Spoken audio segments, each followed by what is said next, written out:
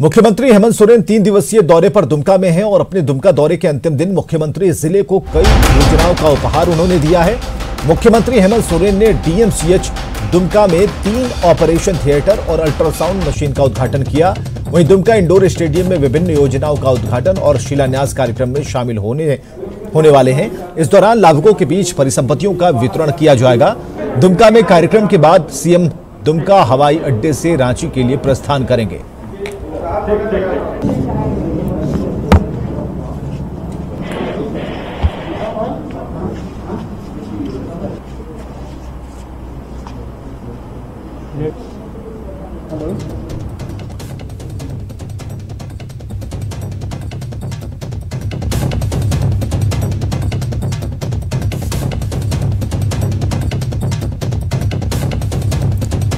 झारखंड में बीजेपी सांसद और विधायक के बीच का विवाद अब सतह पर आ गया है। पूर्व कृषि मंत्री और बीजेपी विधायक रणधीर सिंह ने अपनी ही पार्टी के दुमका सांसद सुनील सोरेन पर पार्टी में गुटबाजी करने का आरोप लगाया है। पूर्व मंत्री ने दुमका सांसद सुनील सोरेन पर आरोप लगाते हुए कहा कि वे जितना गंभीर शिलापट पर अपना नाम लिखवाने के लिए गंभीर हैं, उतना अगर विकास योजनाओं के लिए कोशिश की होती, गंभीर रहते तो आज क्षेत्र का कायाकल्प हुआ रहता।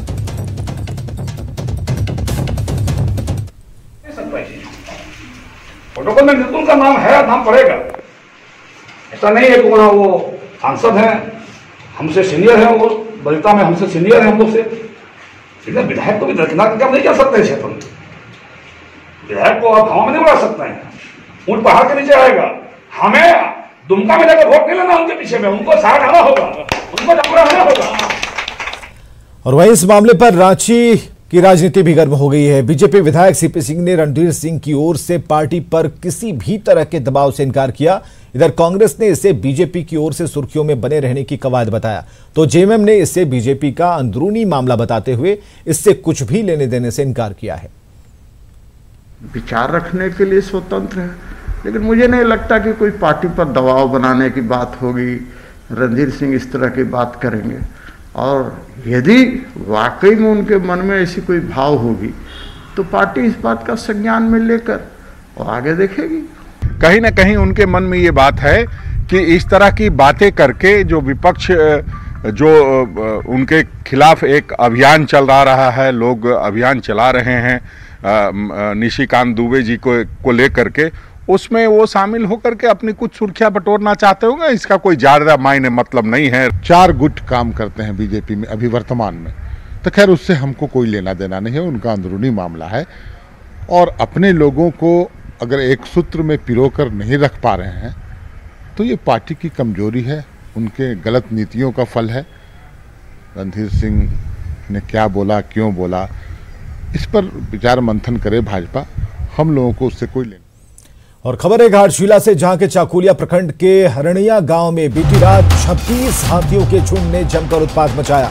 हाथियों ने कई एकड़ में लगी धान की फसल को रौंद दिया। दहशत में आए ग्रामीण रात भर जाकर हाथियों को भगाते रहे। और आपको यह बताएं कि बीते 1 हफ्ते से चाकुलिया के हरणिया, धारासाई, खजुरिया समेत दर्जनों गांवों में हाथियों का आतंक बना हुआ है। अब तक हाथियों के झुंड ने 12 किसानों की कई एकड़ जमीन पर लगी फसल को बर्बाद किया है। शाम होते ही हाथियों का झुंड गांव में घुस आता है, फिर रात भर तांडव मचाता है। हाथियों को भगाने के लिए वन विभाग की टीम लगी है, लेकिन अब तक हाथियों को हरणिया गांव के पास जंगल से नहीं भगाया जा सका है।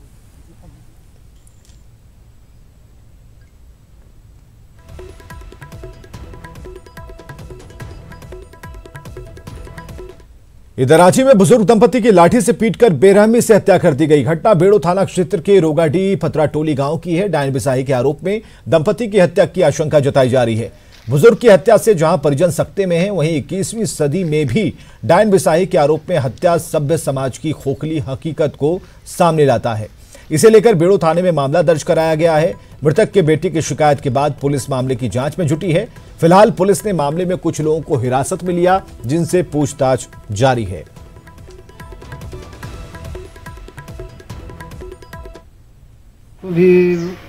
उसको भी ले जाके उधर लठी डंडा से काट दिया। कौन लोग मारपीट किया उसको तो नहीं पता है। नहीं पता है। क्या बजे का घटना है? करीब करीब 3-4 बजे। 3-4 बजे भोर में। आपको कब जानकारी हुआ कि मार दिया मेरा माँ को? सुबह में। सुबह में क्या बजे? सुबह में जब हम मोबाइल उड़ पे निकाल के गए थे फोटो आए तो वो बोल रहा है लड़के ऐसे हुआ तो देखने गए थे। कब छटेगा अंधविश्वास का अंधेरा? 21वीं सदी में भी अंधविश्वास क्यों हावी है? कब खत्म होगा डायन बिसाही का दंश? कब पुलिस की गिरफ्त में आएंगे दंपति के हत्यारे? गुमला के रायडीह थाना क्षेत्र के डिरागडीह गांव में एक महिला समेत 4 लोगों की हत्या मामले की जांच जारी है। एसपी ने चैनपुर डीएसपी को पूरे मामले की जांच की जिम्मेदारी सौंपी है। इस घटना में मृत महिला के दोनों प्रेमी की पहचान हो गई। दोनों सिमडेगा के रहने वाले हैं।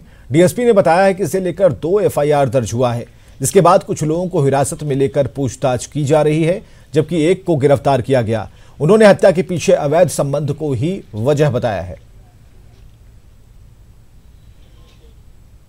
संधान कर रही है और कुछ लोग चिन्हित हुए हैं और उन लोगों को उठा के ले गई है पुलिस और उनसे पूछताछ करेगी और आगे अनुसंधान करके जो भी दोषी व्यक्ति उनकी गिरफ्तारी त्वरित की जाएगी। अवैध संबंध हत्या हुई सर? अभी तक ग्रामीणों के द्वारा जिस तरह प्रथम दृष्टया बताया गया है कि ये उस प्रकार की प्रकरण में हमेशा संलिप्त रहती थी, तो उसी का विरोध किया गया और उसी में पुलिस में सीधी नियुक्ति की एक सूत्री मांग को लेकर मोरहाबादी मैदान में आंदोलन पर बैठे 2269 सहायक पुलिसकर्मियों को आज पूर्व मुख्यमंत्री रघुवर दास का समर्थन मिला। रघुवर दास खुद मोरहाबादी मैदान पहुंचे, आंदोलन पर डटे सहायक पुलिसकर्मियों से बात की। रघुवर दास ने 3 महीने में 5 लाख युवाओं को रोजगार देने का वादा कर सत्ता में आई हेमंत सोरेन सरकार पर निशाना साधा। साथ ही बिहार चुनाव के बाद सहायक पुलिसकर्मियों की मांग के समर्थन में खुद धरने पर बैठने की घोषणा की। लैंड म्यूटेशन बिल के बहाने भी रघुवर दास ने हेमंत सोरेन सरकार पर हमला बोल दिया। कहा कि झारखंड में जिन नेताओं और अधिकारियों ने आदिवासी मूलवासी की जमीन की लूट की, उन्हें बचाने के लिए ही बिल में संशोधन किया गया है। प्रभावित क्षेत्र से तो आज 5 साल के अंदर जो उग्रवाद पर लगाम लगी थी, उसमें हमारे जो धूप में जो अपनी मांग को लेकर आज आंदोलन कर रहे हैं, इनकी बहुत बड़ी भूमिका है। क्योंकि उग्रवादियों को इन प्रखंडों में, गांव में फिर बंदूक ढोने वाला कोई नहीं मिला और इसी को ध्यान में रखकर सरकार ने तय की थी कि 10,000 रुपये प्रति माह 3 साल तक इनको ट्रेनिंग के साथ काम करते हुए, और जब पुलिस की नियुक्ति होगी तो इन सहायक पुलिस को सबसे पहली प्राथमिकता देगी। इधर जिला पुलिस में सीधी नियुक्ति की मांग को लेकर 12 जिलों के 2269 पुलिसकर्मी आंदोलन पर हैं। मोरहाबादी मैदान में डटे इन पुलिसकर्मियों में से कई महिला पुलिसकर्मी हैं, जिनकी गोद में नन्हे नन्हे बच्चे दिखे। मां के साथ ये बच्चे भी तेज गर्मी में मोरहाबादी मैदान में रह रहे हैं।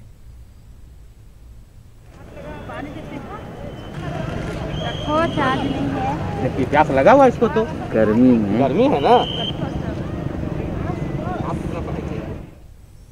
Ranchi mayor Asha Lakra corona positive पाई गई हैं। इसके बाद उनके संपर्क में आए लोगों पर कोविड संक्रमण का खतरा मंडराने लगा है। उनके संपर्क में आए लोगों की सूची काफी लंबी है और उसी क्रम में सहायक पुलिसकर्मियों से भी वो मिलने गई थी। इधर मोरहाबादी मैदान में राज्य के 12 जिलों से आए सहायक पुलिसकर्मी का डेरा है और वे रांची के बाजारों में खुलेआम घूम रहे हैं, जिससे आसपास के इलाकों पर भी संक्रमण का खतरा मंडरा रहा है।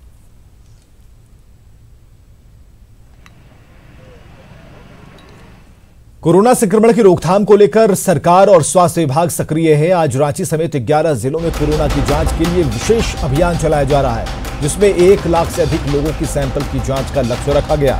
रांची में 13 जगहों पर कोविड-19 जांच के लिए स्पेशल रैपिड टेस्टिंग ड्राइव चलाया जाएगा। इस स्पेशल ड्राइव में जिले के 8,000 से अधिक लोगों की जांच करने का लक्ष्य रखा गया। इस दौरान टेस्ट कराने वाले सभी लोगों का नाम, पता, मोबाइल नंबर अंकित करने पर जोर दिया गया, ताकि ट्रेस होने पर परेशानी ना हो।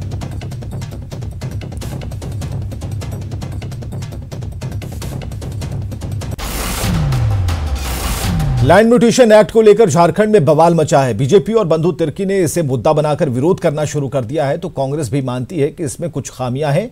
जेएमएम लैंड म्यूटेशन बिल के पक्ष में है और जल्द ही इसकी खामियों को दूर करने के बाद विधानसभा के पटल पर रखने की बात कह रहा है।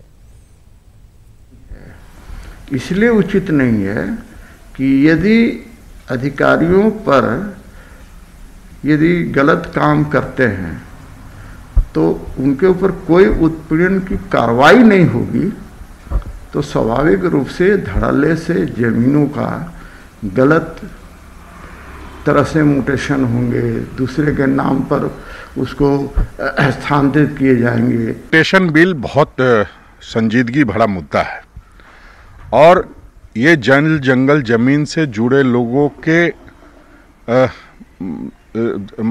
दिल से जुड़ा मामला है और हम समझते हैं कि म्यूटेशन बिल में और बारीकी से अगर कोई त्रुटि रह गई है तो उसको देखना चाहिए। में कुछ भ्रांतियां हैं उसको भी जल्दी दूर कर लिया जाएगा। इस एक्ट में जो भी संशोधन हो रहे हैं वो जो रैयत है जिनको काफ़ी समय का इंतज़ार करना पड़ता है, काफ़ी इस ऑफिस से उस ऑफिस चक्कर काटना पड़ता है, उनकी भलाई के लिए, उनकी बेहतरी के लिए एक समय सीमा का निर्धारण किया गया है कि आपको इतने दिनों में म्यूटेशन कर देना है, अगर आपत्ति है तो उतने दिनों में कर देना। सभी चीज़ को एक समय सीमा में बांधने का प्रयास सरकार ने। जमशेदपुर के बिरसा नगर थाना क्षेत्र में एक महिला पर कई लोगों से शादी के नाम पर ठगी का आरोप लगा है। आरोपी महिला ने बिरसा नगर में रहने वाले लोगों से शादी करवाने के नाम पर लाखों रुपए ऐंठ लिए। वहीं जब रुपए मांगे गए तो महिला फरार हो गई। इसके बाद पीड़ित लोगों ने बिरसा नगर थाने में आरोपी महिला के खिलाफ लिखित मामला दर्ज करवाया है। इसके बाद पुलिस छानबीन में जुटी है। का नाम ले रही है, जिसके कारण हम थाना में भी लिखित दिए हैं। अभी तक प्रशासन भी कोई कार्रवाई नहीं की है और हम लोग चाहते हैं कि ऐसे ठगनी औरत को सख्त कार्रवाई हो और हमारा पैसा दिला दी जाए। पैसे लिए हुए 21,000 रुपये दीपाली बनर्जी, वो करीब 1 साल हो गए हैं लेकिन वो वापस नहीं कर रहे हैं। अभी मेरे को दिक्कत हो रहा है कि वो जो पैसा ली थी हमसे 21,000 रुपया, वो बिजली बिल भरने के नाम से ली थी। आबा भाभी का पड़ोसी है तो आबा भाभी हमको बोली कि ठीक है उनको जरूरत है, पड़ोसी है, तुरंत मदद कर दीजिए, तो हमने उसको मदद कर दी। अब क्या आबा भाभी बोल रही कि पैसा नहीं दे रही है। तो प्रधानमंत्री आवास योजना का उद्देश्य कम आय वाले को शहरी या फिर ग्रामीण क्षेत्रों में घर उपलब्ध कराना है, लेकिन साहिबगंज में इस योजना के नाम पर लूट मची है। पैसे की निकासी किए जाने के बावजूद लाभुकों ने अब तक घर नहीं बनाया। 2411 लाभुकों को चिन्हित कर जिला प्रशासन कार्रवाई में जुटा है।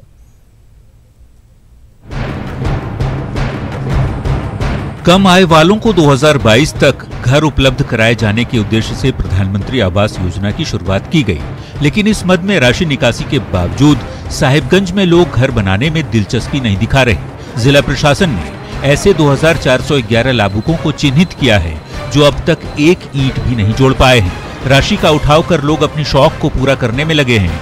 वहीं कई लोग पैसे की कमी और जमीन की समस्या को कारण बता रहे हैं। कुछ लोग तो बंद पड़े बालू उठाव को अपनी मजबूरी बता रहे हैं। जिला प्रशासन ऐसे लोगों पर सख्ती बरत रही है और राशि लौटाने का दबाव भी बना रही है। इस योजना की असफलता में पदाधिकारियों और कर्मियों की मिलीभगत भी सामने आई है, जिनकी मदद से बिना घर बनाए ही राशि की निकासी कर ली गई।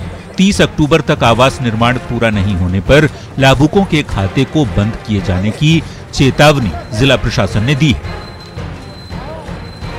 कड़ी कार्रवाई तो नहीं की जा सकती है क्योंकि सब गरीब आदमी हैं, लेकिन तो कहीं डराने के लिए कभी कभी हम लोग बल का भी, पुलिस बल का भी सहयोग लेने की सोच रहे हैं, ताकि वो लोग थोड़ा सा डर से भी यदि काम कर देते हैं तो आवास उनका पूरा हो जाए। हमारा उद्देश्य है कि उनका आवास किसी तरह पूरा हो जाए। 2017-18 के पहले फेज में 662 लाभुकों ने अब तक घर नहीं बनाया। इनमें से 180 लाभुकों की मौत भी हो चुकी है। 2019-20 में आवंटित राशि के बावजूद अब तक आवास का निर्माण नहीं किया गया। वहीं 10 जून से 10 अक्टूबर तक बालू उठाव का बंद होना भी एक वजह मानी जा रही। खनन टास्क फोर्स का दावा है कि जिले में कहीं भी अवैध खनन नहीं होने दिया जाएगा। जैसे भी कहीं खबर आती है तुरंत हम लोग उस पर त्वरित कार्रवाई कर रहे हैं और जिला टास्क फोर्स हमारा तत्पर एकदम किसी भी परिस्थिति में जिले में कहीं भी अवैध खनन नहीं होने दिया जाएगा। साहिबगंज में पीएम आवास की राशि निकासी के बावजूद लाभुकों ने अब तक घर का निर्माण नहीं किया। अपना शौक पूरा करने में ही इन पैसों को खर्च कर दिया। जिला प्रशासन ऐसे लोगों पर अब कार्रवाई की बात कर रहा है। ऐसे में पीएम आवास योजना के लाभुकों की परेशानियां बढ़ सकती है। न्यूज़ 18 के लिए साहिबगंज से निशांत की रिपोर्ट। कभी नक्सलियों का गढ़ माने जाने वाला पूर्वी सिंहभूम का गुड़ाबांधा एक बार फिर विकास से कोसों दूर है। गुड़ाबांधा 10 साल पहले प्रखंड बना, लेकिन एक बीडीओ छोड़कर यहां किसी भी पदाधिकारी की अब तक तैनाती नहीं हुई और ऐसे में बीडीओ भी यहां कम ही रहते हैं। जिसके कारण ग्रामीण भी प्रखंड कार्यालय कम आते हैं। धालबुमगढ़ के सीओ को यहां का अतिरिक्त प्रभार दिया गया है, लेकिन वो भी नदारद, जिससे विकास कार्य ठप पड़े हैं। जिसमें होता है उसका नेट सब जो है इसमें अभी काम नहीं कर रहा है, इसलिए अभी वर्तमान में जो हमारे जो अतिरिक्त प्रभार में है अंचल अधिकारी धालबुमगढ़ के है, तो वहीं से ही हम लोग का मनरेगा और PM आवास एवं अन्य जो है राजस्व का जो काम जो है धालबुमगढ़ से ही किया जा रहा है। चूँकि यहाँ पर नेट रहता तो उससे काम नहीं मिला है हम लोग को, तो यहाँ लोग को तो काम मिला है, तो हम लोग को नारेगा तो काम हम पसंद नहीं करोगे, तो इसीलिए हम तो ये सब पुराना वाला है, हम लोग का बहुत दिन से इधर काम किया इसका साइड में, तो हम लोग का पाइप लाइन में काम कर रहे हैं, चेन्नई में जो बिल्डिंग बनता है यही में काम कर रहे हैं हम लोग का। इधर गुमला के ग्रामीण क्षेत्रों को प्रखंड मुख्यालय से जोड़ने के लिए सड़कों के जाल बिछाने की बात प्रशासन करता है, लेकिन जमीनी हकीकत कुछ और है। यहां घाघरा प्रखंड के बेलागढ़ा गांव की सड़क पूरी तरह से कीचड़ में तब्दील है और ऐसे में लोगों को आने जाने में काफी परेशानियों का सामना करना पड़ रहा है। दिन के भी जाए आवेले बहुत तकलीफ होवेला, गाड़ी छकड़ा भी जाए आवेले बहुत तकलीफ होवा थे, कैसे जा बाबा मेरे तोरे नहीं कहला मुखिया मन के बनाए के लखे नहीं बनाए ना कहिला जन वमन भी तलेवाट देते रहे तो का करब, क्यों बीमार हुई तो कैसे जाइए कैसे जावे ना बन तब इसने बुई के लगी लाने। खबरें लगातार जारी हैं, आप बने रहिए न्यूज़ 18 बिहार झारखंड के साथ।